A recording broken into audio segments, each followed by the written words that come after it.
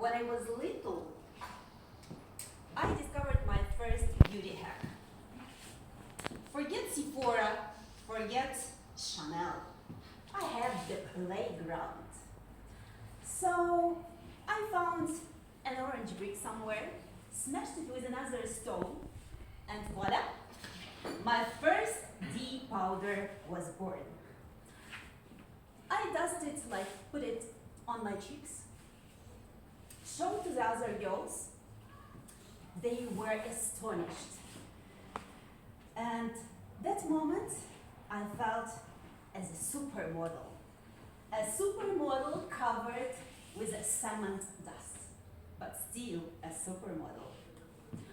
My first haircut, that was unplanned.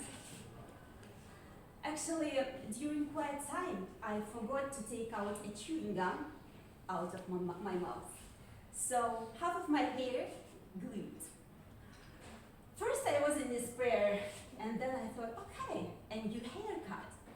Why not? Who needs a salon when you have Wrigley's? By the age of 9, my experiments went further. On my birthday, on my demand, my father pierced my ears. It hurt like crazy, but instead of crying, I started singing. So happy and thrilled I was that I would get new shiny earrings. I was really happy. My ears weren't that happy though. They didn't heal for half a year. Did they care? No. Diamonds are forever, and infections are temporary. When I grew older, I tried eyeliner. My mother looked so elegant with it. Why couldn't I thought. So when I first put it on, my father, instead of telling Hollywood star, told me, "Oh child, you look so tired, like you didn't sleep for a month." But I didn't give up. I knew that one day I would shine brighter than stars on the movie screen.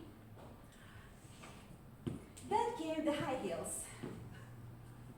My mother's high heels, gray striped heels, were so amazing and cool, so glamorous that I dreamt to wear them. So when I wore them for the first time and started walking, I felt like a tightrope walker balancing over Niagara waterfall. Or more honestly, like a cow on ice. But I kept practicing. And spoiler, elegance did not come fast. But that's okay, I was patient. Then at one point, I decided that I need a new haircut. Nothing dramatic, just cutting fringe. So I pulled it down, took scissors, cut it, and suddenly it went up and became so short that my face looked permanently surprised. I tried to pull it down, praying that it would grow overnight, but gravity was not on my side. Not discouraged, I went for a violet hairspray. I need to tell that in that lyceum, I was the only girl with the violet fringe. And yes, I was unique. And yes, teachers never lost track of me in the hallways. Lipstick. My favorite shade was a glossy blue. I thought that I looked futuristic and so cool with it. My grandfather disagreed. He told me, "Child, you look like someone that had frozen somewhere in Siberia." Okay, hey, fashion is about self-expression. And maybe I was expressing some kind of Ice Age chic. Who knows? Then my experiments went to painting or coloring my hair with blue and pink. and old grannies in our neighborhood were crossing themselves when I walked by. As if I was an omen coming from the other planet. But that was okay, I felt seen and it was fine for me. When I started working in travel business, I had to become professional. So, natural colors, neatly gathered hair, a uniform, closed black shoes. I felt like I'm a part of serious adult club. But inside of me, a colorful freak was waiting. So when I quit that job, actually, I celebrated it with lilac braids. Many lilac braids.